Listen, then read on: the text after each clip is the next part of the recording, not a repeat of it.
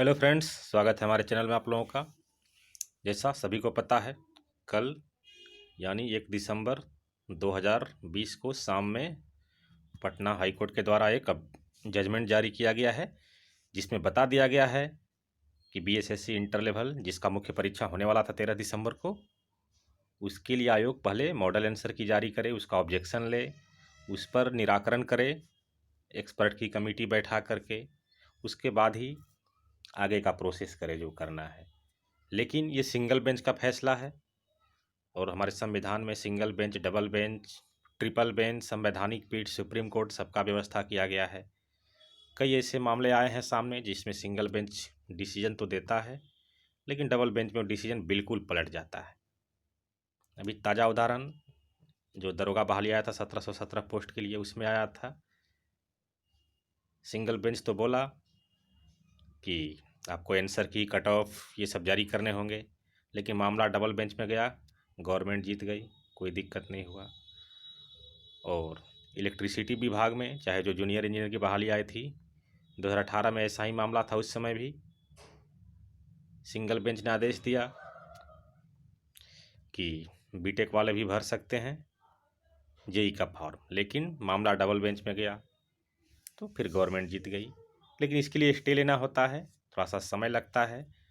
तो आयोग अपनी तरफ से पूरी कोशिश कर रहा है, लेकिन थोड़ा कोशिश हम लोग को भी करना है कि हम लोग अगर उस पर दबाव बनाएंगे तो ज़रूर आयोग कोई ना कोई हरकत में आएगा। जैसा पीटी के रिजल्ट के समय देखने को मिला था, ये पहला दफ़ा नहीं है कि सिंगल बेंच ऐसा फैसला दिया है, कई दफ़ा हैं, कई केस अभी भी पेंडिंग है कोर्ट में। ऑर्डर तो आता है ज़रूर, लेकिन गवर्नमेंट अपनी बात मनवाने के लिए ऊपरी अदालत में चली जाती है, डबल बेंच, सुप्रीम कोर्ट आता है। और बाद में जो फायदा भी हालिया एग्जाम्पल बीपीएससी असिस्टेंट इंजीनियर का है, जिसकी मुख्य परीक्षा हो गई है, लेकिन मामला कोर्ट में है, लेकिन परीक्षा तो एटलीस्ट हो गया मुख्य परीक्षा, उसके बाद जो होगा देखा जाएगा। तो एटलीस्ट मुख्य परीक्षा जितने भी कैंडिडेट हैं 63,739, इसमें से फॉर्म अप्लाई 55,000 के अबाउट हुआ है। कम से कम इतना लोग का मेंस एग्ज़ाम हो जाए, बाकी जो कोर्ट केस चलते रहेगा, बाद में जो डिसीजन आएगा देखा जाएगा। डिसीजन तो बाद में भी आते हैं। बीएसएससी सीरियल 1 का भी प्रोसेस अभी चल रहा है, सभी लोग को पता है। मामला चल रहा था कोर्ट में, single bench, double bench, triple bench, लेकिन जो भी जजमेंट आया है उसमें किसी का हताहत नहीं हुआ है, जहाँ तक किसी को फ़ायदा ही हुआ है। तो वैसा डिसीजन बाद में आ सकता है, लेकिन एटलीस्ट एग्ज़ाम हो जाए। तो इसी से आप लोग को अपील है, जैसा आप लोग थंबनेल देख चुके हैं, 4 दिसंबर को पटना बीएसएससी ऑफिस पहुंचने का आप लोग कोशिश करें। हज़ारों हज़ार की संख्या में अपने भी जाएं, अपने साथियों को भी ले जाएं, आसपास वाले। चूँकि कल तो नहीं जाना है, 2 तारीख हो जब मैं वीडियो बना रहा हूँ, 3 तारीख को नोटिस का हम लोग इंतज़ार कर लेते हैं। अगर कुछ पॉजिटिव नोटिस नहीं आता है तो हम लोग को 4 तारीख को वहाँ चलना होगा, क्योंकि गवर्नमेंट के लिए डबल बेंच में जा कर के स्टे लेना ही होगा। अगर 13 को एग्ज़ाम कराना है तो इसके लिए हम लोग का दबाव बनाना ज़रूरी है। ऐसे आयोग अपने तरफ से काम कर रहा है। आज कुछ स्टूडेंट गए थे पटना बीएसएससी ऑफिस, लगभग 100 लोगों के आसपास, लेकिन हम लोग को 4 तारीख को जाना होगा। कम से कम 1500 से 2000 लोग को पहुंचना वहाँ बहुत ज़रूरी है। जैसा पीटी रिजल्ट के लिए हम लोग गए थे 17 जनवरी को, तो उसका असर देखने को मिला है। ऐसा बहुत स्थिति आता है, सिंगल बेंच आदेश तो देता है ज़रूर, लेकिन वो प्रोसेस रुकता नहीं है। डबल बेंच के माध्यम से स्टे लग जाता है सिंगल बेंच के फैसला पर, और परीक्षा लेने के लिए स्वतंत्र हो जाती है कोई भी कमीशन। ये पहला दफ़ा ऐसा नहीं है कि ये पहली बार ऐसा मैटर आया हुआ है, इसलिए हम लोग को दबाव बनाना बहुत ज़रूरी है। तो आज की वही स्थिति थी कि अंदर में कुछ लोग बात किए तो वही स्थिति सामने आई कि लीगल एडवाइज़र जो है या अधिवक्ता, सरकारी वकील, वहाँ पर अभी कोर्ट में ही है। कोशिश की जा रही है कि ये स्टे ले लिया जाए, और जैसा न्यूज़पेपर में आए दिन पहले कुछ दिन आया था कि 7 तारीख को एडमिट कार्ड होगा, उस दिन तक जारी करके 13 को एग्ज़ाम लिया जा सकता है। ऐसा ही मामला 2017 में जो 642 पोस्ट का आया था बीपीएससी, उसमें भी ऐसा ही हुआ था। परीक्षा से ये 2-3 दिन पहले तक सिंगल बेंच गवर्नमेंट के अगेंस्ट फैसला दिया, लेकिन डबल बेंच में गवर्नमेंट अपनी बात मनवा ली थी, और परीक्षा भी टाइम से हुआ, उसमें कोई दिक्कत नहीं। ये अपने जिस तरह से मामला कोर्ट में चल रहा था, तो वहाँ हलफनामा में जवाब दिया गया है बीएसएससी के द्वारा कि हमने विज्ञापन में कोई कुछ नहीं बताया था कि हम आंसर की प्रकाशित करेंगे, कट ऑफ प्रकाशित करेंगे। और ऐसा होता भी है, जैसा पता है बिहार पुलिस जितना भी एग्ज़ाम ली है आज तक, किसी को कुछ पता नहीं चलता है कितना कट ऑफ गया है, कितना मेरा क्वेश्चन सही है, आयोग किस मॉडल आंसर के आधार पर रिजल्ट तैयार करता है, वहाँ तो कुछ नहीं पता चलता है।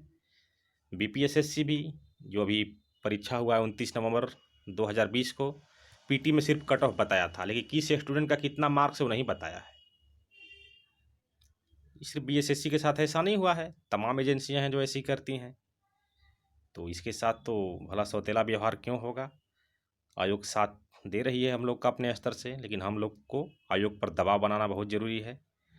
अगर दबाव हम लोग बनाते हैं और तो गवर्नमेंट की कोशिश और तेज़ रहेगी, क्योंकि अभी भी परीक्षा होने में 11 दिन टाइम है। एडमिट कार्ड तो 5 दिन पहले भी जारी किया जा सकता है, और जैसा सूचना मिल रही है कि एडमिट कार्ड बिल्कुल तैयार है, सेंटर बिल्कुल मिल चुके हैं, मामला यहीं पर रुका हुआ था।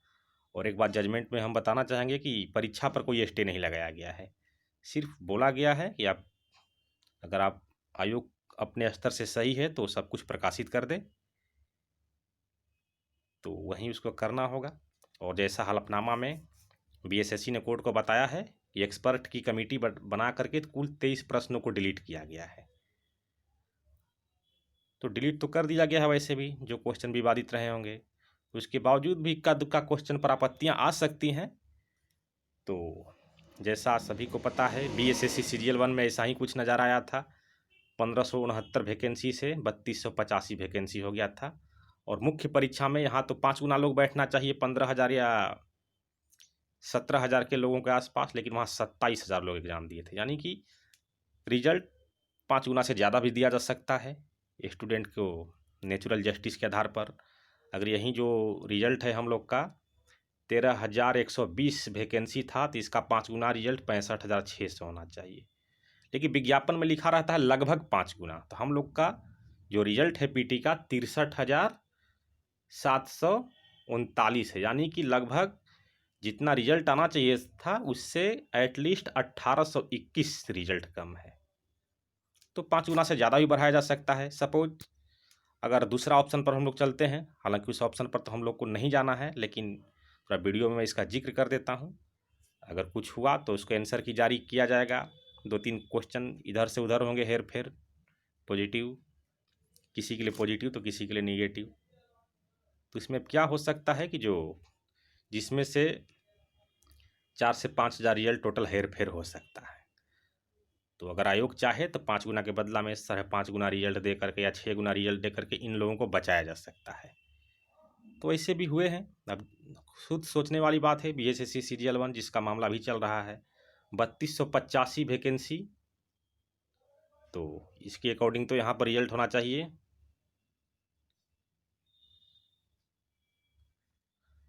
16,425 के अबाउट, लेकिन कैंडिडेट एग्जाम दिए थे 27,000 प्लस। अब समझ लीजिए कि 5 गुना है कि कितना है, विज्ञापन में तो 5 गुना ही लिखा हुआ था। तो ये आयोग का अधिकार है, और हम लोग नीचे लिखा भी रहता है कि आयोग का अंतिम निर्णय सबको मानना होगा, सर्वमान्य होगा, और हम लोग उस पर येस क्लिक भी करते हैं कि हाँ आयोग द्वारा अंतिम निर्णय हमको मान्य होगा। ये कोई गवर्नमेंट अगर चाह जाए तो 13 को एग्ज़ाम हो भी सकता है, क्योंकि स्टूडेंट तो बीएसएससी को जानता है, कोर्ट को तो जानता नहीं है। बीएसएससी जब तक नोटिस नहीं देगा, जैसा स्क्रीन पर दिख रहा है आप लोगों को, 27 तारीख तक का ही अभी नोटिस आया हुआ है जो टेंडर का आया था एमआरआई स्कैनिंग के लिए। तो इसलिए एक बार फिर से आप लोग से अपील करता हूँ कि अपने साथ खुद भी चलें, अपने दोस्तों को भी ले चलें, और गर्ल्स कैंडिडेट जाएँ तो और भी अच्छा है, ताकि दबाव हम लोग बना सकें। क्योंकि 4 तारीख को जाते हैं तभी परीक्षा में 9 दिन टाइम बचा हुआ है, 7 तारीख तक एडमिट कार्ड जारी करवाया जा सकता है। तो आपको एग्जाम्पल भी दे दीजिए कैसे मामला सिंगल बेंच से डबल बेंच में पलटता है, उसका निराकरण अगर सब कुछ थोड़ा सा फॉल्ट हो गया तो कैसे कैसे रिजल्ट बढ़ा करके नेचुरल जस्टिस के तहत उन लोग को बचाया जा सकता है जो पहली बार रिजल्ट में शामिल हैं। तो एक बार फिर वीडियो में लास्ट में बताना चाहूँगा कि आप लोग 4 तारीख को चलें। इस वीडियो को ज़्यादा से ज़्यादा शेयर करें अपने दोस्तों के बीच, और चैनल को ज़रूर सब्सक्राइब करें ताकि आने वाला हर अपडेट आपके पास पहुँचे। तो 4 तारीख को चलना है, बिना आंदोलन का जब कुछ हो ही नहीं रहा है, आंसर की से लेकर के एग्ज़ाम से लेकर के, और अभी भी आंदोलन का ज़रूरत पड़ गया तो उसमें हम लोग क्यों पीछे हटेंगे। तो आइए चलते हैं 4 दिसंबर को हम लोग एक बार फिर से। धन्यवाद।